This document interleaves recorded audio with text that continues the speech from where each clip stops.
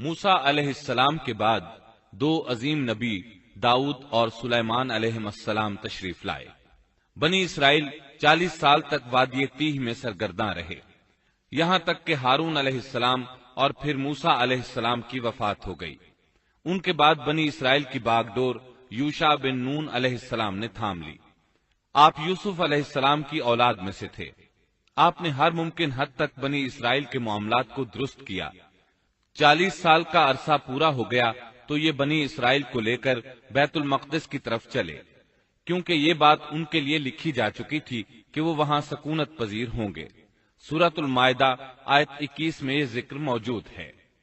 يا قوم ادخلوا الأرض المقدسة التي كتب الله لكم۔ اے میری قوم، اس مقدس زمین میں داخل ہو جاؤ جو اللہ نے تمہارے نام لکھ دی ہے۔ مقصد یہی تھا کہ ایلیا شہر ان کا مسکن بنے اور وہ اس میں حکومت کریں۔ انہیں میدان تیہ میں محصور ہونے کی سزا اس بنا پر ملی تھی کہ وہ یہاں کے زبردست اور جنگجو لوگوں سے ڈر کر شہر میں داخل نہیں ہوئے تھے۔ 40 سال تک واعظ و نصیحت کی وجہ سے وہ اس میں داخل ہونے کا پختہ عزم کر چکے تھے، اس لیے شہر میں داخل ہو گئے۔ پچھلے حکم کا انکار کرنے والے اور بچڑے کی پوجا کرنے والے ہٹ دھرم لوگ مر کھپ چکے تھے۔ اس وقت کے لوگ ان کی نسل سے پیدا ہوئے تھے۔ ان میں ایک بھی شخص ایسا نہیں تھا جس نے بچڑے کی عبادت کی ہو۔ جب یہ لوگ یوشع بن نون علیہ السلام کی قیادت میں مقدس شہر کی طرف جہاد کے لیے چلے اور وہاں پہنچے تو دشمن ابھی تک موجود تھا۔ بنی اسرائیل نے 6 ماہ تک ان کا محاصرہ جاری رکھا۔ وہ زبردست جنگجو قوم تھی۔ بنی اسرائیل سے ان کا آخری معرکہ جمعے کے دن ہوا۔ یہ لوگ ہفتے کو لڑائی نہیں کرتے تھے کیونکہ یہ دن ان کی عبادت کا تھا۔ اس دن عبادت کے علاوہ ہر کام حرام تھا، لڑائی بھی ممنوع تھی۔ عصر کے وقت معرکہ ہوا۔ بنی اسرائیل بڑی حد تک کامیابی حاصل کرتے آگے بڑھتے چلے گئے، لیکن اسی وقت سورج غروب ہونے کا وقت ہو گیا۔ اس طرح صورتحال نازک ہو گئی۔ بنی اسرائیل جمعے کی شام سورج غروب ہوتے ہی ہفتے کے دن کی عبادت شروع کر دیتے تھے۔ اب اگر سورج غروب ہو جاتا تو وہ لڑائی بند کرنے پر مجبور ہو جاتے، اس طرح ان کی فتح درمیان میں رہ جاتی۔ اس موقع پر یوشع بن نون علیہ السلام نے سورج کی طرف دیکھا اور بولے، إنك مأمورة وأنا مأمور۔ تو بھی اللہ کی طرف سے مقرر کردہ ہے اور میں بھی اللہ کی طرف سے مقرر کردہ ہوں۔ یعنی ہم دونوں ہی اللہ تعالی کی مخلوقات میں سے ہیں اور اللہ کے حکم کے پابند ہیں۔ پھر آپ نے یہ دعا کی، اللہم احبسها علینا۔ اے اللہ، اسے ہمارے اوپر روک دے۔ رسول اکرم صلی اللہ علیہ وسلم کا فرمان امام احمد رحمت اللہ علیہ نے بیان کیا ہے۔ آپ صلی اللہ علیہ وسلم فرماتے ہیں، ان الشمس لم تحبس على بشر الا ليوشع ليالي سار الى بیت المقدس۔ سورج کسی بشر کے لیے نہیں روکا گیا سوائے یوشع بن نون کے۔ جبکہ انہوں نے بیت المقدس کی طرف سفر شروع کیا تو ان دنوں میں یہ واقعہ رونما ہوا۔ سورج کا اسی جگہ رک جانا اللہ تعالیٰ کا ایک عظیم معجزہ تھا۔ سورج اس وقت تک رکا رہا جب تک کہ فتح حاصل نہ ہو گئی اور وہ بیت المقدس میں داخل نہ ہوئے۔ یوشع علیہ السلام نے انہیں حکم دیا کہ رکوع کی حالت میں دروازے سے گزرو اور زبان سے کہو حطۃ، اے اللہ ہمارے گناہ معاف فرما دے۔ مطلب یہ تھا کہ گزشتہ سالوں میں ہم سے جو غلطیاں ہوئیں ان سے ہمیں پاک فرما۔ اللہ تعالیٰ سورۃ البقرہ آیت 58 میں فرماتے ہیں، وَإِذْ قُلْنَا ادْخُلُوا هَٰذِهِ الْقَرْيَةَ فَكُلُوا مِنْهَا حَيْثُ شِئْتُمْ رَغَدًا وَادْخُلُوا الْبَابَ سُجَّدًا وَقُولُوا حِطَّةٌ نَغْفِرْ لَكُمْ خَطَايَاكُمْ وَسَنَزِيدُ الْمُحْسِنِينَ۔ اور اس وقت کو یاد کرو جب ہم نے تم سے کہا کہ اس بستی میں داخل ہو جاؤ اور جو کچھ جہاں کہیں سے چاہو با فراغت کھاؤ پیو اور دروازے میں سجدے کرتے ہوئے گزرو اور زبان سے حطۃ کہو، ہم تمہاری خطائیں معاف کر دیں گے اور نیکی کرنے والوں کو اور زیادہ عطا کریں گے۔ القدس فلسطین کا دارالخلافہ تھا، یہاں ہر طرف سے پھل آتے تھے، خود بھی زرخیز علاقہ تھا۔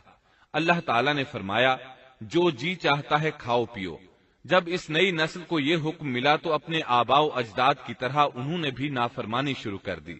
ان کے دلوں میں ایمان تو تھا لیکن مضبوط نہیں تھا، اسی وجہ سے وہ یوشع علیہ السلام کے ساتھ مذاق کرنے لگے اور ہتتن کی بجائے ہنتتن فی شعرتن کہنا شروع کر دیا۔ اس کا مطلب ہے گندم اپنی بالی کے اندر، اور بغیر سجدہ کیے اندر داخل ہو گئے۔ اس بارے میں اللہ تعالیٰ سورۃ البقرہ آیت 59 میں فرماتے ہیں فبدل الذين ظلموا قولا غير الذي قيل لهم، ان ظالموں نے اس بات کو جو ان سے کہی گئی تھی بدل ڈالا۔ اس بات سے ان کی ہٹ دھرمی اور سرکشی کا بخوبی اندازہ لگایا جا سکتا ہے، اور اس بات کا بھی اندازہ لگایا جا سکتا ہے کہ احکام الہی کے ساتھ استہزاء و مذاق ان کے لیے معمولی حیثیت رکھتا تھا۔ یہ حقیقت ہے کہ جب کوئی قوم اخلاق و کردار کے لحاظ سے اس قدر زوال پذیر ہو جائے تو وہ احکام الہی کے ساتھ اسی طرح کا سلوک کرتی ہے، اور جب کسی قوم کی حالت اس حد تک خراب ہو جائے تو اس پر اللہ کی طرف سے عذاب ضرور نازل ہوتا ہے۔ چنانچہ ان پر بھی عذاب الہی کا کوڑا برسا۔ اللہ تعالیٰ سورۃ البقرہ آیت 59 میں فرماتے ہیں فأنزلنا على الذين ظلموا رجزا من السماء بما كانوا يفسقون، ہم نے بھی ان ظالموں پر ان کے فسق اور نافرمانی کی وجہ سے آسمانی عذاب نازل کیا۔ ان لوگوں نے اپنی ہٹ دھرمی کی وجہ سے اللہ کے احکامات میں تبدیلی کی، اس طرح آیات الہیہ میں تحریف کا دروازہ کھلا اور یہ لوگ تورات اور کلام الہی میں تبدیلیاں کرنے لگے۔ بنی اسرائیل میں یہ سلسلہ اس وقت سے شروع ہوا، نتیجہ یہ کہ ان پر عذاب نازل ہوا۔ صحیح مسلم میں نبی کریم صلی اللہ علیہ وسلم کا ارشاد گرامی ہے الطاعون رجز او عذاب ارسل على بني اسرائیل او على من كان قبلكم، طاعون ایک عذاب ہے جو بنی اسرائیل پر یا تم سے پہلے کسی امت پر بھیجا گیا۔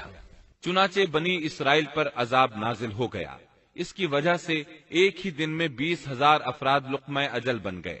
یہ دیکھ کر وہ اللہ سے پناہ مانگنے لگے۔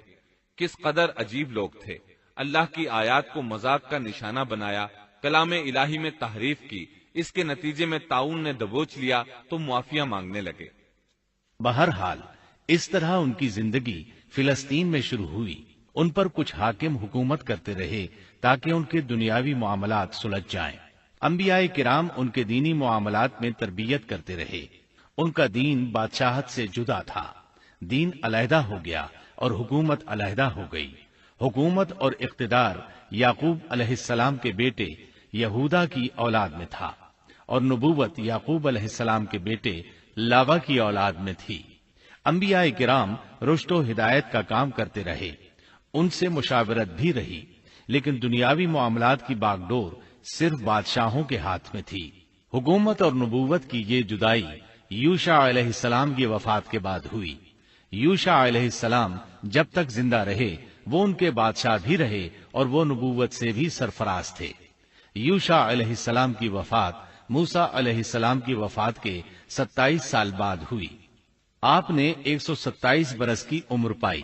اس حالت میں دن گزر رہے تھے اور ملک شام میں کفر سر اٹھا رہا تھا، پھل پھول رہا تھا۔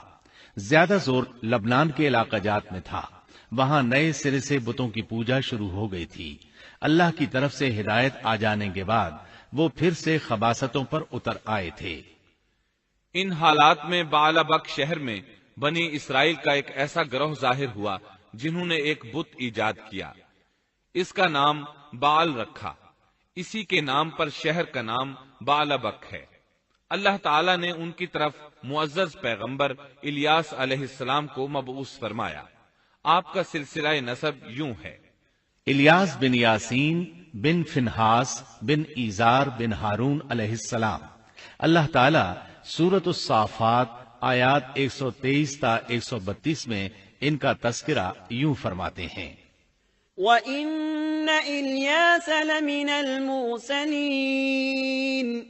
إِذْ قَالَ لِقَوْمِهِ أَلَا تَتَّقُونَ أَتَدْعُونَ بَعْلًا وَتَذَرُونَ أَحْسَنَ الْخَالِقِينَ اللَّهَ رَبَّكُمْ وَرَبَّ آبَائِكُمُ الْأَوَّلِينَ فَكَذَّبُوهُ فَإِنَّهُمْ لَمُحْضَرُونَ إِلَّا عِبَادَ اللَّهِ الْمُخْلَصِينَ وَتَرَكْنَا عَلَيْهِ فِي الْآخِرِينَ سَلَامٌ عَلَى الْيَاسِينَ إِنَّا كَذَلِكَ نَجْزِي الْمُحْسِنِينَ إِنَّهُ مِنْ عِبَادِنَا الْمُؤْمِنِينَ۔ اور بے شک الیاس بھی پیغمبروں میں سے تھے، جبکہ انہوں نے اپنی قوم سے فرمایا کہ تم اللہ سے نہیں ڈرتے، کیا تم بعل نامی بت کو پکارتے ہو اور سب سے بہتر خالق کو چھوڑ دیتے ہو، اللہ جو تمہارا اور تمہارے اگلے تمام باپ دادوں کا رب ہے۔ لیکن قوم نے انہیں جھٹلایا، پس وہ ضرور عذاب میں حاضر کیے جائیں گے، سوائے اللہ کے مخلص بندوں کے۔ ہم نے الیاس کا ذکر خیر پچھلوں میں بھی باقی رکھا کہ الیاس پر سلام ہو، ہم نیکی کرنے والوں کو اسی طرح بدلہ دیتے ہیں، بے شک وہ ہمارے ایماندار بندوں میں سے تھا۔ قرآن مجید میں ان کا نام الیاس بتایا ہے، انجیل یوحنا میں ان کو ایلیا نبی کہا گیا ہے۔ بعض آثار میں ہے کہ الیاس اور ادریس ایک ہی نبی کے دو نام ہیں، لیکن یہ بات درست نہیں، کیونکہ اول تو یہ آثار سند کے اعتبار سے قوی نہیں، دوسرا یہ کہ قرآن مجید نے سورۃ الصافات اور سورۃ الانعام میں الیاس علیہ السلام کے جو حالات اور اوصاف بیان کیے ہیں ان میں کسی ایک جگہ بھی یہ اشارہ نہیں ملتا کہ الیاس علیہ السلام کو ادریس بھی کہا جاتا ہے، اور نہ ہی سورۃ الانبیاء میں جہاں ادریس علیہ السلام کا تذکرہ ہے کوئی ایسا اشارہ ملتا ہے کہ ان کو الیاس بھی کہا جاتا ہے۔ مورخین نے ادریس اور الیاس علیہ السلام کے جو نسب نامے بیان کیے ہیں ان سے پتہ چلتا ہے کہ ان دونوں نبیوں کے درمیان صدیوں کا فاصلہ ہے، لہٰذا اگر یہ ایک ہی نبی کے دو نام ہوتے تو قرآن مجید ضرور اس کی طرف اشارہ کرتا اور مورخین بھی اس کی کوئی وجہ بیان کرتے۔ مفسرین اور مورخین کا اتفاق ہے کہ الیاس علیہ السلام شام کے باشندوں کی ہدایت کے لیے بھیجے گئے تھے، اور مشہور شہر بعلبک ان کی رسالت و تبلیغ کا مرکز تھا۔ الیاس علیہ السلام کی قوم مشہور بت بعل کی پرستار تھی اور توحید سے بیزار اور شرک و کفر میں مبتلا تھی۔ اللہ کے برگزیدہ رسول الیاس علیہ السلام نے ان کو سمجھایا اور راہ ہدایت انہیں دکھائی اور بت پرستی کے خلاف انہیں واضح و نصیحت کی اور خالص توحید کی جانب انہیں بلایا۔ کتب تفاسیر میں ہے کہ بعل نامی بت سونے کا تھا اور اس کا قد 20 گز تھا اور اس کے 4 منہ تھے اور اس کی خدمت پر 400 خادم مقرر تھے۔ الیاس علیہ السلام کے زمانے میں یمن اور شام کا محبوب دیوتا یہی بت تھا، اور بعض مورخین کا خیال ہے کہ حجاز کا مشہور بت حبل بھی یہی بعل تھا۔ سورۃ الانعام میں الیاس علیہ السلام کا جن آیات کے اندر ذکر آیا ہے وہ نوح اور ابراہیم علیہ السلام کی اولاد اور ان کی نسل کے انبیاء و رسل کی ایک مختصر فہرست ہے۔ اللہ تعالیٰ سورۃ الانعام آیت 84 تا 86 میں فرماتے ہیں: وَوَهَبْنَا لَهُ إِسْحَاقَ وَيَعْقُوبَ كُلًّا هَدَيْنَا وَنُوحًا هَدَيْنَا مِن قَبْلُ وَمِن ذُرِّيَّتِهِ دَاوُودَ وَسُلَيْمَانَ وَأَيُّوبَ وَيُوسُفَ وَمُوسَى وَهَارُونَ وَكَذَلِكَ نَجْزِي الْمُحْسِنِينَ وَزَكَرِيَّا وَيَحْيَى وَعِيسَى وَإِلْيَاسَ كُلٌّ مِّنَ الصَّالِحِينَ وَإِسْمَاعِيلَ وَالْيَسَعَ وَيُونُسَ وَلُوطًا وَكُلًّا فَضَّلْنَا عَلَى الْعَالَمِينَ۔ اور ہم نے ان کو اسحاق دیا اور یعقوب، ہر ایک کو ہم نے ہدایت کی اور پہلے زمانے میں ہم نے نوح کو ہدایت کی اور ان کی اولاد میں سے داؤد کو اور سلیمان کو اور ایوب کو اور یوسف کو اور موسیٰ کو اور ہارون کو، اور اسی طرح ہم نیک کام کرنے والوں کو جزا دیا کرتے ہیں۔ اور نیز زکریا کو اور یحییٰ کو اور عیسیٰ کو اور الیاس کو، یہ سب نیک لوگوں میں سے تھے۔ اور نیز اسماعیل کو اور یسع کو اور یونس کو اور لوط کو، اور ان میں سے ہر ایک کو تمام جہان والوں پر ہم نے فضیلت دی۔ الیاس علیہ السلام اور ان کی قوم کا واقعہ اگرچہ قرآن میں بہت مختصر ہے، تاہم اس سے یہ سبق حاصل ہوتا ہے کہ بنی اسرائیل کے یہود کی ذہنیت اس درجہ مسخ ہو چکی تھی کہ دنیا کی کوئی برائی ایسی نہیں تھی کہ جس کے کرنے پر یہ حریص نہ ہوں، اور کوئی خوبی ایسی نہ تھی جس کے یہ دل دادا ہوں، اور انبیاء و رسل کے ایک طویل اور مسلسل سلسلے کے باوجود بت پرستی، نجوم پرستی، عناصر پرستی، غرض غیر اللہ کی پرستش کا کوئی شعبہ ایسا نہ تھا جس کے یہ پرستار نہ بنے ہوں۔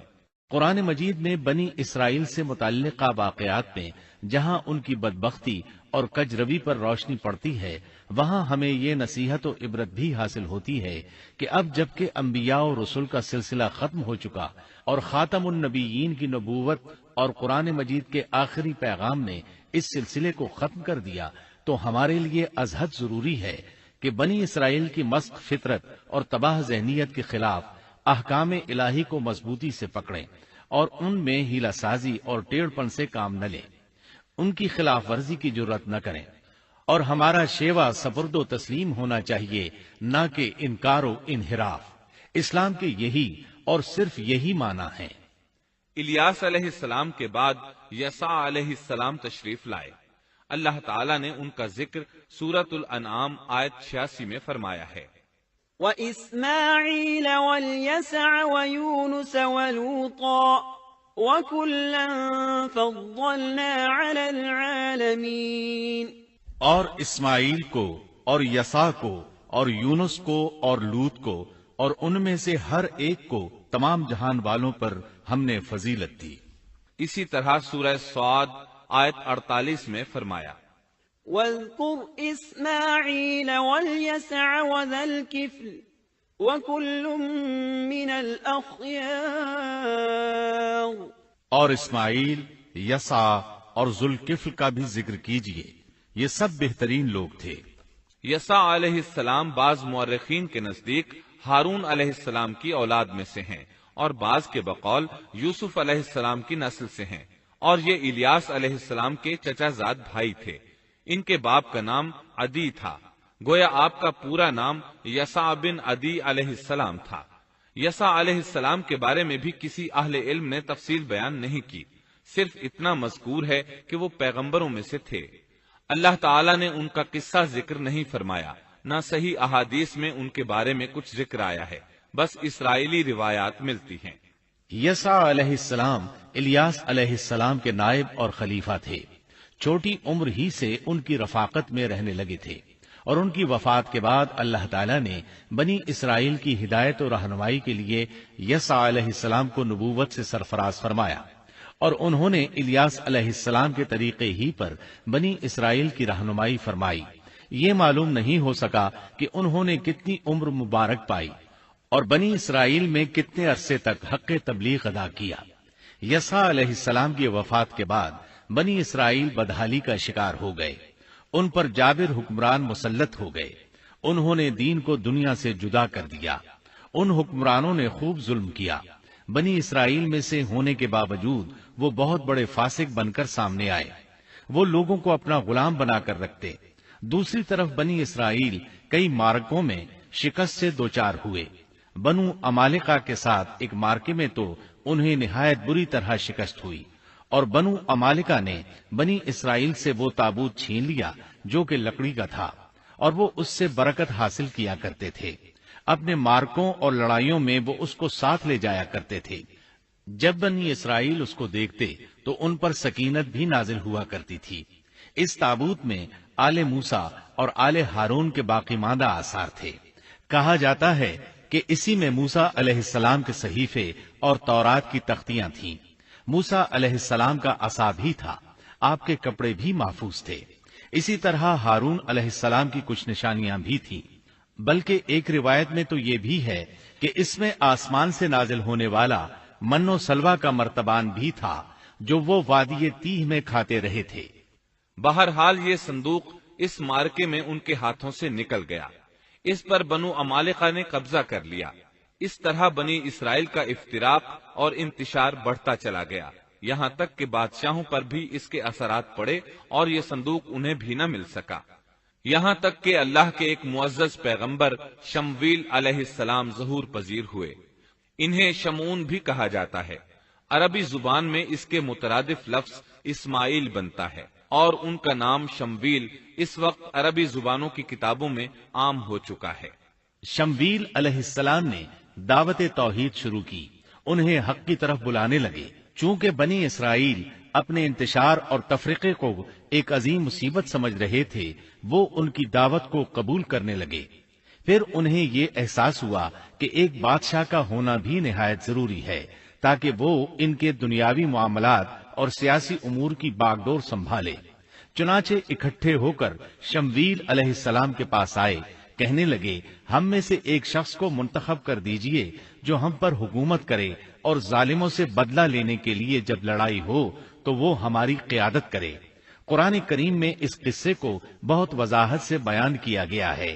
اللہ تعالیٰ سورۃ البقرہ آیت 246 میں فرماتے ہیں، أَلَمْ تَرَ إِلَى الْمَلَإِ مِنْ بَنِي إِسْرَائِيلَ مِنْ بَعْدِ مُوسَى إِذْ قَالُوا لِنَبِيٍّ لَهُمُ ابْعَثْ لَنَا مَلِكًا نُقَاتِلْ فِي سَبِيلِ اللَّهِ قال هل عسيتم إن كتب عليكم القتال ألا تقاتلوا قالوا وما لنا ألا نقاتل في سبيل الله وقد أخرجنا من ديارنا وأبنائنا فلما كتب عليهم القتال تولوا إلا قليلا منهم والله عليم بالظالمين۔ کیا آپ نے موسیٰ کے بعد والی بنی اسرائیل کی جماعت کو نہیں دیکھا جبکہ انہوں نے اپنے پیغمبر سے کہا کہ کسی کو ہمارا بادشاہ بنا دیجئے تاکہ ہم اللہ کی راہ میں جہاد کریں؟ پیغمبر نے کہا، ممکن ہے کہ جہاد فرض ہو جانے کے بعد تم جہاد نہ کرو۔ انہوں نے کہا، بھلا ہم اللہ کی راہ میں جہاد کیوں نہ کریں گے؟ ہم تو اپنے گھروں سے نکالے گئے ہیں اور بچوں سے دور کر دیے گئے ہیں۔ پھر جب ان پر جہاد فرض ہوا تو سوائے تھوڑے سے لوگوں کے سب پھر گئے، اور اللہ ظالموں کو خوب جانتا ہے۔ اللہ تعالیٰ فرما رہے ہیں کہ یہ واقعہ موسیٰ علیہ السلام کے بعد پیش آیا، اور علماء اس پر متفق ہیں کہ یہ شمویل علیہ السلام کا واقعہ ہے۔ بنی اسرائیل کہنے لگے، اے شمویل، ہمارے لیے ایک حاکم مقرر کر دیجئے تاکہ ہم اس کی سربراہی میں علم جہاد بلند کریں اور بنو عمالقہ کو شکست دے کر ان سے انتقام لیں۔ شمویل علیہ السلام اور یوشع علیہ السلام کے درمیان 460 سال کا فاصلہ ہے۔ بنی اسرائیل کو جہاد کیے ایک طویل عرصہ گزر چکا تھا جبکہ وہ فتح یاب ہوئے تھے۔ اس وقت تو وہ بری طرح شکست خوردہ تھے۔ شمویل علیہ السلام کہنے لگے، مجھے تو محسوس ہوتا ہے کہ تم صرف زبان کی حد تک یہ کہہ رہے ہو، جہاد فرض ہونے پر تم پیچھے ہٹ جاؤ گے۔ انہوں نے کہا، یہ کیسے ممکن ہے جبکہ بنو عمالقہ نے ہمیں بہت تکالیف پہنچائی ہیں، ہمیں القدس سے نکال دیا۔ بخت نصر بادشاہ نے ہماری بہت بڑی تعداد کو قتل کیا ہے، لہٰذا ہم تو ان سے ضرور لڑیں گے۔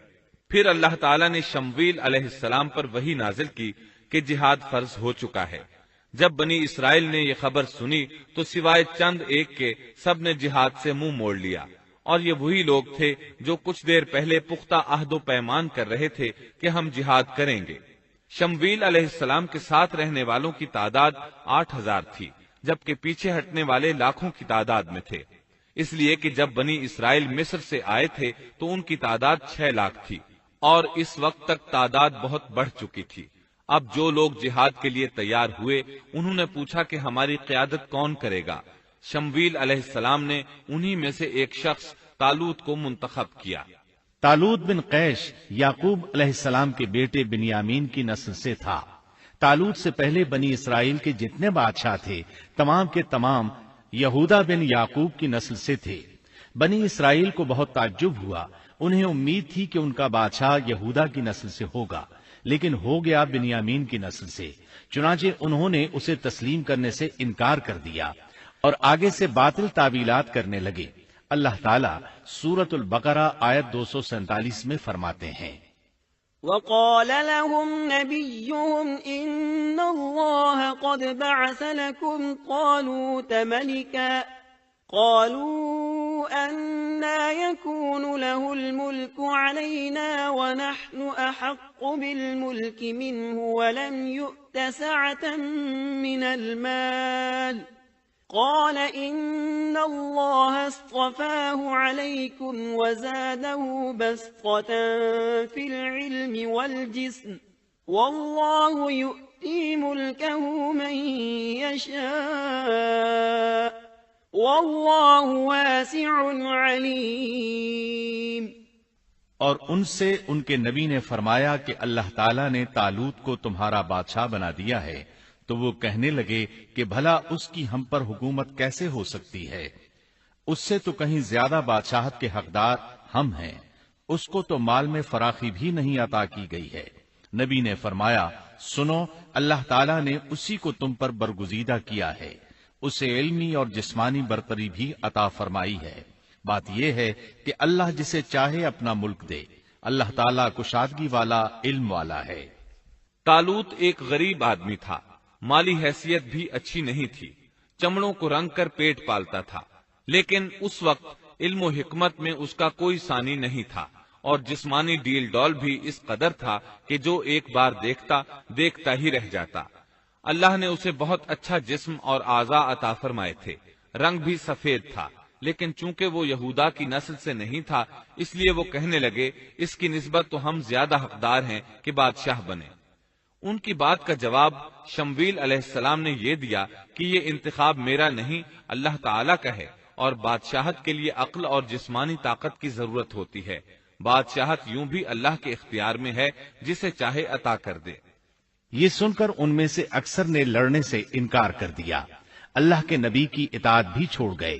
اس نازک موقع پر شمویل علیہ السلام نے ان سے کہا، اگر میں تمہارے پاس کوئی ایسا نشان اور معجزہ لے آؤں جو ثابت کر دے کہ یہ اللہ کا انتخاب ہے، تو کیا تم میری باتوں پر یقین کر لو گے؟ وہ کہنے لگے، جی ہاں۔ چنانچہ اللہ نے انہیں ایک معجزہ عطا فرمایا۔ اس کا ذکر سورۃ البقرہ آیت 248 میں آیا ہے۔ وقال لهم نبيهم إن آية ملكه أن يأتيكم التابوت فيه سكينة من ربكم وبقية مما ترك آل موسى وآل هارون تحمله الملائكة إن في ذلك لآية لكم إن كنتم مؤمنين۔ ان کے نبی نے ان سے پھر کہا کہ اس کی بادشاہت کی ظاہری نشانی یہ ہے کہ تمہارے پاس وہ صندوق آ جائے گا جس میں تمہارے رب کی طرف سے دل جمعی ہے، اور آل موسیٰ اور آل ہارون کا بقیہ ترکہ ہے۔ فرشتے اسے اٹھا کر لائیں گے، یقیناً یہ تو تمہارے لیے کھلی دلیل ہے اگر تم ایماندار ہو۔ اس آیت میں اللہ تعالیٰ نے شمویل علیہ السلام کی نبوت اور طالوت کی بادشاہی ثابت کرنے کے لیے نازل ہونے والے معجزے اور علامات کا ذکر کیا ہے، یعنی وہ تابوت جسے بنو عمالقہ نے چھین لیا تھا وہ واپس آ جائے گا اور فرشتے اسے اٹھا کر لائیں گے۔ چنانچہ لوگوں کے دیکھتے ہی دیکھتے اللہ کے فرشتوں نے اس تابوت کو لا کر طالوت کے سامنے پیش کر دیا۔ یہ معجزہ دیکھ کر وہ مطیع ہو گئے۔ اب طالوت ان لشکروں کو لے کر دشمن کی طرف بڑھے۔ اللہ تعالیٰ سورۃ البقرہ آیت 249 میں فرماتے ہیں، فلما فصل طالوت بالجنود قال إن الله مبتليكم بنهر فمن شرب منه فليس مني ومن لم يطعمه فإنه مني إلا من اغترف اقترف غرفة بيده فشربوا منه إلا قليلا منهم. جب طالوت لشکروں کو لے کر نکلے تو کہا، سنو، اللہ تمہیں ایک نہر سے آزمانے والا ہے، جس نے اس میں سے پانی پی لیا وہ میرا نہیں، اور جو اسے نہ چکھے گا وہ میرا ہے. ہاں یہ اور بات ہے کہ اپنے ہاتھ سے ایک چلو بھر لے، لیکن سوائے چند کے باقی سب نے پانی پی لیا. جب طالوت نے سفر شروع کیا تو راستے میں ایک نہر آ گئی. ادھر لشکر پیاسا تھا. اللہ تعالیٰ نے اس کے ذریعے مخلص لوگوں کو الگ کرنے کے لیے ایک امتحان لیا. یہ نہر اردن تھی. فلسطین اور اردن کے درمیان رواں دواں تھی بھی وہ دونوں کے قبضے میں. آزمائش اور امتحان کے لیے حکم یہ ہوا کہ باوجود سخت پیاس کے پانی کو استعمال نہ کرنا، صرف ایک چلو بھر کر پینے کی اجازت تھی، اور جو شخص سیر ہو کر پیے گا وہ آپ کے ساتھ نہیں جا سکے گا. جب وہ گزرنے لگے تو چند ایک نے ایک چلو پانی لیا، باقی سب نے زیادہ پانی پی لیا اور اس آزمائش میں ناکام ہو گئے. کامیاب ہونے والوں کی تعداد صرف اور صرف 313 تھی. صحیح بخاری میں سیدنا برا بن عازب رضی اللہ عنہ سے روایت ہے کہ ہم اصحاب محمد صلی اللہ علیہ وسلم آپس میں یہ باتیں کیا کرتے تھے کہ غزوہ بدر میں شریک ہونے والوں کی تعداد طالوت کے ساتھیوں کے برابر تھی. اللہ تعالیٰ سورۃ البقرہ آیت 249 میں فرماتے ہیں، فلما جاوزه هو والذين آمنوا معه قالوا لا طاقة لنا اليوم بجالوت وجنوده قال الذين يظنون أنهم ملاقو الله كم من فئة قليلة غلبت فئة كثيرة بإذن الله واللہ مع الصابرین. طالوت مومنوں کے ساتھ جب نہر سے گزر گئے تو وہ لوگ کہنے لگے، آج تو ہم میں طاقت نہیں کہ جالوت اور اس کے لشکروں سے لڑیں. لیکن اللہ سے ملاقات پر یقین رکھنے والوں نے کہا، بسا اوقات تھوڑی سی جماعتیں بڑی اور بہت سی جماعتوں پر اللہ کے حکم سے غلبہ پا لیتی ہیں، اور اللہ تعالیٰ صبر کرنے والوں کے ساتھ ہے. جالوت کا لشکر بہت بڑا تھا، جبکہ طالوت کے ساتھ صرف 313 آدمی تھے. یہ صورتحال دیکھ کر بنی اسرائیل گھبرا گئے. بولے، ہم تو تعداد میں بہت تھوڑے اور نہایت کمزور ہیں، کس طرح ان سے جہاد کر سکتے ہیں؟ لیکن ان میں سے کچھ لوگ نہایت پارسا اور اللہ پر یقین رکھنے والے تھے. یہ اور شمویل علیہ السلام دوسروں کا حوصلہ بڑھانے لگے. آخر وہ لڑائی پر تیار ہو گئے. مقابلہ ہوا. ولما برزوا لجالوت وجنوده قالوا ربنا أفرغ علينا صبرا وثبت أقدامنا وانصرنا على القوم الكافرين. اور جب ان کا جالوت سے اور اس کے لشکر سے مقابلہ ہوا تو انہوں نے دعا مانگی کہ اے پروردگار، ہمیں صبر دے، ثابت قدمی دے اور کفار کے مقابلے میں ہماری مدد فرما. مقابلہ شروع ہوا. جالوت اپنے لشکر سے نکلا اور مقابلے کے لیے للکارا. یہ بہت طاقتور تھا. اس کا پورا بدن اسلحے سے لیس تھا. مسلمان اسے دیکھ کر ڈر گئے. طالوت نے اپنے ساتھیوں سے کہا، کون اس کے مقابلے میں نکلے گا؟ سب خاموش رہے. اس کے لشکر سے ایک نوجوان نکلا. یہ داؤد علیہ السلام تھے. اس وقت یہ صرف 16 سال کے تھے. یہ رسی میں پتھر باندھ کر اس کو گھما کر پھینکنے کے ماہر تھے. نشانہ زبردست تھا. پتھر بہت تیزی سے جاتا تھا. اس کی ضرب بہت شدید ہوتی تھی. جالوت نے انہیں دیکھ کر مذاق اڑایا. اس نے کہا، نوجوان، تم ابھی بچے ہو، واپس جاؤ، میرے مقابلے میں کسی بڑے کو بھیجو. داؤد علیہ السلام نے اپنی رسی کو گھمایا. اس میں بندھے ہوئے 3 پتھر خاص انداز سے پھینک دیے. تینوں گولی کی رفتار سے آئے اور اس کے ماتھے پر لگے. جالوت کا سر پاش ہو گیا اور وہ مر گیا. اس کے مرتے ہی جالوت کے لشکر میں خوف ہراس پھیل گیا. طالوت نے اپنے 313 مجاہدوں کے ساتھ ان پر حملہ کر دیا. ان میں کھلبلی مچ گئی. سنبھل نہ سکے، پیٹھ پھیر کر بھاگے. فهزموهم بإذن الله وقتل داود جالوت پس اللہ تعالیٰ کے حکم سے انہوں نے جالوتیوں کو شکست دے دی اور داؤد کے ہاتھوں جالوت قتل ہو گیا۔ یوں اللہ تعالیٰ نے بنی اسرائیل کو دوبارہ غلبہ عطا فرمایا۔ فتح کے بعد طالوت نے داؤد علیہ السلام کو اپنا داماد بنا لیا۔ اس طرح داؤد علیہ السلام طالوت کے بعد بادشاہ بنے۔ اللہ تعالیٰ سورۃ البقرہ آیت 251 میں فرماتے ہیں، وآتاه الله الملك والحكمة وعلمه مما يشاء، اور اللہ تعالیٰ نے اسے بادشاہت اور حکمت عطا فرمائی اور جتنا کچھ چاہا علم بھی عطا فرمایا۔ اس طرح اللہ تعالیٰ نے داؤد علیہ السلام کو بنی اسرائیل کا بادشاہ بنا دیا۔ بادشاہت اور نبوت ان کے پاس جمع ہو گئی، اور ایسا طویل عرصے کے بعد ہوا تھا۔ داؤد علیہ السلام کا سلسلہ نسب یہودا بن یعقوب سے جا ملتا ہے۔ آپ چھوٹے قد کے تھے، آنکھیں نیلی، بال ہلکے اور دل کے صاف شفاف تھے۔ آپ بنی اسرائیل پر حکومت کرنے لگے۔ اللہ تعالیٰ نے ان کی حکومت کو مضبوط کر دیا اور یوں بنی اسرائیل ایک بار پھر یکجا ہو گئے۔ اللہ تعالیٰ نے آپ پر بہت سے معجزات ظاہر فرمائے۔ آپ پر ایک کتاب بھی نازل ہوئی جسے زبور کے نام سے جانا جاتا ہے۔ اللہ تعالیٰ سورۃ النساء آیت 163 میں فرماتے ہیں، وآتینا داود زبورا، ہم نے داؤد کو زبور عطا فرمائی۔ آپ تمام انسانوں سے زیادہ خوبصورت آواز والے تھے۔ صحیح بخاری کی ایک حدیث میں ہے کہ ایک مرتبہ رسول اللہ صلی اللہ علیہ وسلم نے ابو موسیٰ اشعری رضی اللہ عنہ کو قرآن مجید کی تلاوت کرتے سنا۔ ان کی آواز بہت خوبصورت تھی۔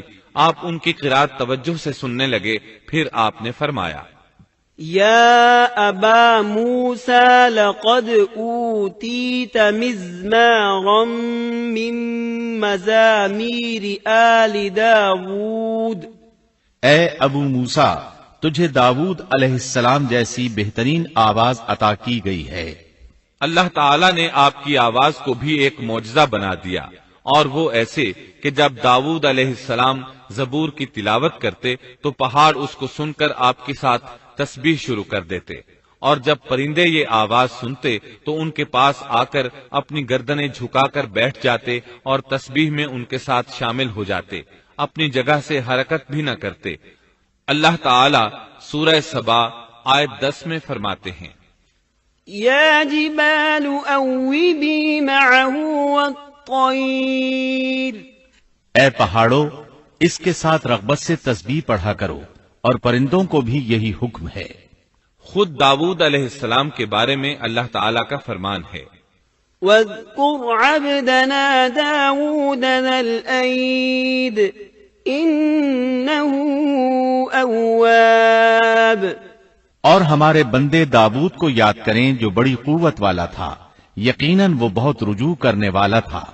اسی طرح اللہ تعالیٰ سورۃ الانبیاء آیت 79 میں فرماتے ہیں، وسخرنا مع داود الجبال يسبحن والطير وكنا فاعلين، اور ہم نے پہاڑ کو داؤد کے تابع کر دیا جو تسبیح کرتے تھے، اور پرندوں کو بھی، اور ہم ہی یہ سب کچھ کرنے والے تھے۔ اسی طرح سورہ سعد آیت 18 اور 19 میں اللہ تعالیٰ فرماتے ہیں، إنا سخرنا الجبال معه يسبحن بالعشي والإشراق والطير محشورة كل له أواب، یقیناً ہم نے پہاڑوں کو اس کے تابع کر رکھا تھا کہ اس کے ساتھ شام کو اور صبح کو تسبیح خوانی کریں، اور پرندے بھی سب کے سب ان کے تابع رہتے تھے۔ یہ داؤد علیہ السلام کے معجزات تھے۔ اللہ تعالیٰ نے اور بھی کئی معجزات سے انہیں نوازا تھا۔ اللہ نے آپ کے لیے لوہے کو نرم فرما دیا تھا۔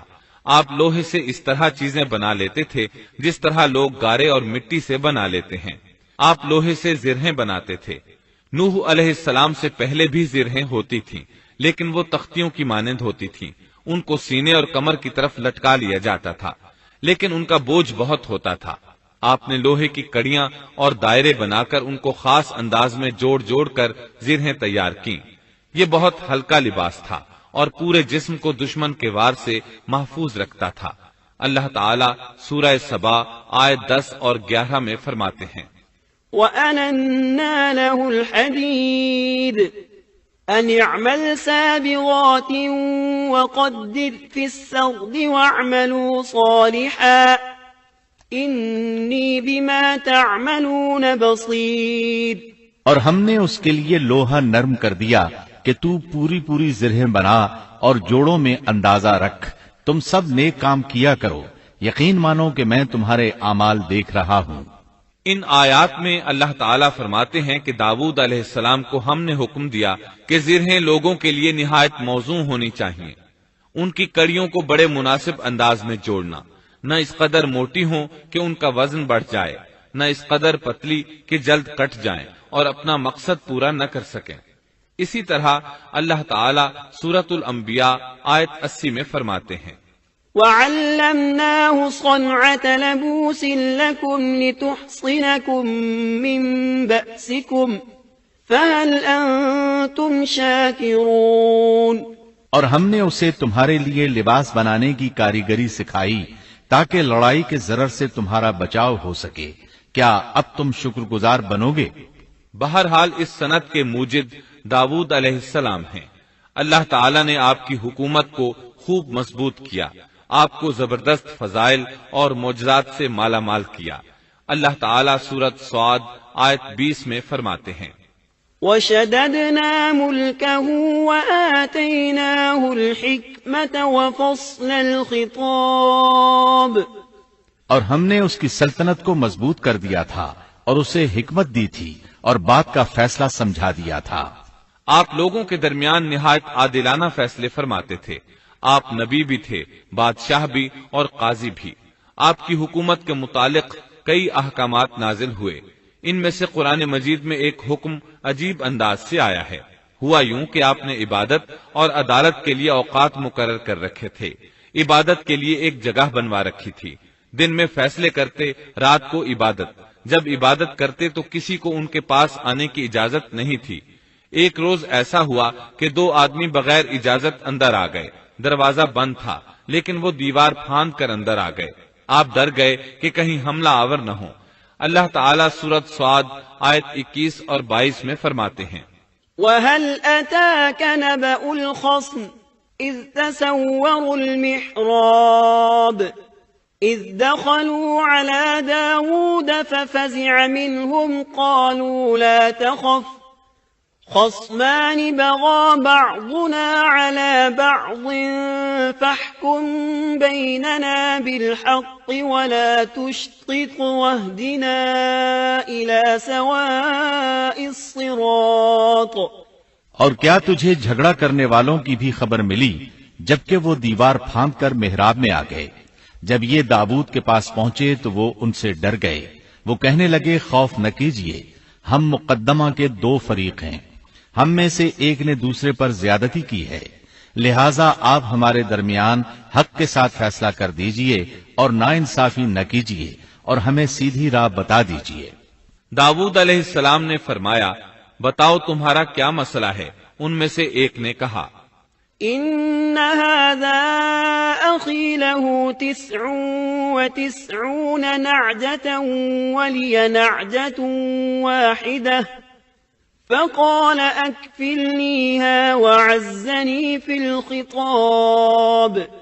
یہ میرا بھائی ہے، اس کے پاس 99 دمبیاں ہیں اور میرے پاس ایک ہی دمبی ہے، لیکن یہ مجھ سے کہہ رہا ہے کہ اپنی یہ ایک بھی مجھے دے دے اور مجھ پر بات میں بڑی سختی برتتا ہے۔ اس آیت کی تفسیر میں ہے کہ ایک دمبی والے بھائی نے کہا، یہ میرا بھائی بہت چالاک ہے، برے طریقے سے بات کرتا ہے، کہتا ہے کہ میری دمبیاں چرنے جاتی ہیں تو اس اپنی ایک دمبی کو بھی ان کے ساتھ بھیج دیا کرو۔ جب میری دمبی اس کی دمبیوں کے ساتھ آنے جانے لگ گئی تو اب یہ کہتا ہے کہ یہ بھی میری ہے، اب میں خالی ہاتھ ہوں۔ اس طرح میں اس کے ظلم کا نشانہ بن چکا ہوں۔ داؤد علیہ السلام نے فوراً کہا، قال لقد ظلمك بسؤال نعجتك إلى نعاجه وَإِنَّ كَثِيرًا مِنَ الْخُلَطَاءِ لَيَبْغِي بَعْضُهُمْ عَلَى بَعْضٍ إِلَّا الَّذِينَ آمَنُوا وَعَمِلُوا الصَّالِحَاتِ وَقَلِيلٌ مَا هُمْ۔ اس کا اپنی دمبیوں کے ساتھ تیری ایک دمبی ملا لینے کا سوال واقعی تیرے اوپر ایک ظلم ہے، اور اکثر حصے دار اور شریک ایسے ہی ہوتے ہیں کہ ایک دوسرے پر ظلم کرتے ہیں، سوائے ان لوگوں کے جو ایمان لائے اور جنہوں نے نیک عمل کیے، اور ایسے لوگ بہت ہی کم ہیں۔ داؤد علیہ السلام نے دوسرے بھائی کی بات سنے بغیر ہی اسے ظالم ٹھہرا دیا۔ آپ کا فیصلہ سنتے ہی دوسرا بول اٹھا، آپ نے میری بات تو سنی ہی نہیں اور فیصلہ دے دیا، پہلے آپ میری بات تو سنتے۔ داؤد علیہ السلام فوراً بھانپ گئے کہ ان سے غلطی ہوئی ہے اور سمجھ گئے کہ یہ اللہ تعالیٰ کی طرف سے آزمائش ہے۔ آپ نے فوراً توبہ کی، اللہ کی طرف رجوع کیا اور استغفار کرنے لگے۔ وَظَنَّ دَاوُودُ أَنَّمَا فَتَنَّاهُ فَاسْتَغْفَرَ رَبَّهُ وَخَرَّ رَاكِعًا وَأَنَابَ فَغَفَرْنَا لَهُ ذَلِكَ وَإِنَّ لَهُ عِندَنَا لَزُلْفَىٰ وَحُسْنَ مَآبٍ۔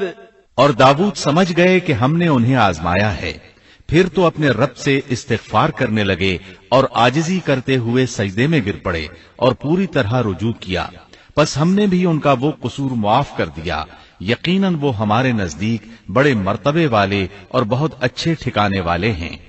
اس کے بعد اللہ تعالیٰ سورۃ صاد آیت 26 میں فرماتے ہیں، يا داود إنا جعلناك خليفة في الأرض فاحكم بين الناس بالحق ولا تتبع الهوى فيضلك عن سبيل الله إن الذين يضلون عن سبيل الله لهم عذاب شديد بما نسوا يوم الحساب۔ اے داؤد، ہم نے تمہیں زمین میں خلیفہ بنا دیا، تم لوگوں کے درمیان حق کے ساتھ فیصلہ کیا کرو اور اپنی نفسانی خواہش کی پیروی نہ کرو، ورنہ وہ تمہیں اللہ کی راہ سے بھٹکا دے گی۔ یقیناً جو لوگ اللہ کی راہ سے بھٹک جاتے ہیں ان کے لیے سخت عذاب ہے، اس لیے کہ انہوں نے حساب کے دن کو بھلا دیا ہے۔ اس طرح داؤد علیہ السلام اللہ تعالیٰ کے اس فرمان کے مطابق فیصلے کرنے لگے۔ اللہ کے ہاں ان کا احترام اور اکرام اور بڑھ گیا۔ آپ کثرت سے روزے رکھتے اور خوب عبادت کرتے۔ آپ اس وقت تمام انسانوں سے بڑھ کر اللہ کی عبادت کرنے والے تھے۔ امام بخاری نے ایک حدیث نقل کی ہے جس کے الفاظ کچھ اس طرح ہیں، احب الصلاة الى اللہ صلاة داود واحب الصيام الى اللہ صيام داود وكان ينام نصف الليل ويقوم ثلثه وينام سدسه وكان يصوم يوما ويفطر يوما ولا يفر اذا لاقى۔ اللہ تعالیٰ کے نزدیک سب سے محبوب نماز داؤد علیہ السلام کی نماز ہے، اور اللہ تعالیٰ کی طرف سب سے محبوب روزہ داؤد علیہ السلام کا روزہ ہے۔ وہ رات کا آدھا حصہ نیند فرماتے، اس کے بعد تہائی رات قیام کرتے اور رات کے چھٹے حصے میں سو جاتے تھے۔ ایک دن روزہ رکھتے اور ایک دن روزہ چھوڑ دیتے تھے۔ لڑائی میں جب دشمن سے مقابلہ ہوتا تو بھاگتے نہیں تھے۔ اس حدیث میں نفل نماز یعنی نماز تہجد اور نفلی روزے کا ذکر ہوا ہے۔ بہرحال یہ وہ صفات ہیں جو داؤد علیہ السلام کے بارے میں حدیث رسول میں آئی ہیں۔ اللہ تعالیٰ نے سورہ سبا آیت 13 میں ان کی تعریف کرتے ہوئے ان کی آل کو اللہ کا شکر ادا کرنے کا حکم دیا۔ اعملوا آل داود شکرا، اے آل داود اس انعام کے شکریہ میں نیک عمل کرو۔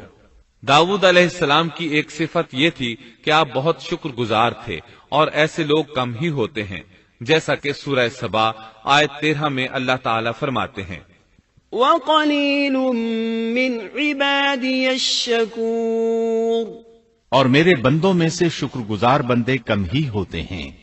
داؤد علیہ السلام میں جیسے دیگر بہت سی خوبیاں تھیں، وہاں ایک بہت عظیم خوبی یہ بھی تھی کہ وہ ایک بادشاہ ہونے کے باوجود ایک درہم بھی سلطنت کے بیت المال سے نہیں لیتے تھے، اپنا اور اپنے اہل و عیال کا بوجھ خود اٹھاتے تھے اور اپنی محنت اور ہاتھ کی کمائی سے حلال روزی حاصل کر کے اپنے اہل و عیال کو کھلاتے تھے۔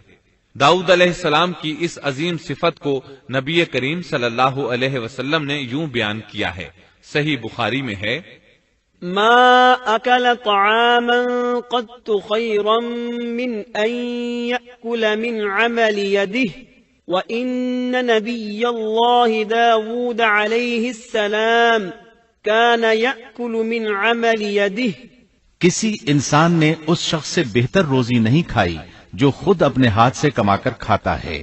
اللہ کے نبی داؤد علیہ السلام بھی اپنے ہاتھ سے کام کر کے روزی کھایا کرتے تھے۔ بعض مفسرین بیان کرتے ہیں کہ داؤد علیہ السلام دعا مانگا کرتے تھے کہ اے میرے اللہ، کوئی ایسی صورت پیدا کر دے کہ میرے لیے ہاتھ کی کمائی آسان ہو جائے، کیونکہ میں بیت المال پر اپنا بوجھ نہیں ڈالنا چاہتا۔ تو اللہ تعالیٰ نے آپ کی اس خواہش کو اس فضیلت کے ساتھ قبول فرمایا کہ ان کے ہاتھ میں لوہے کو موم کی طرح نرم کر دیا، جس سے وہ زرہیں بناتے اور انہیں فروخت کر کے اپنے اہل و عیال کی کفالت کرتے۔ داؤد علیہ السلام نے کتنی عمر مبارک پائی، اس میں اختلاف ہے، چنانچہ اس کے متعلق مورخین کے اقوال کے علاوہ کوئی مستند بات نہیں ملتی۔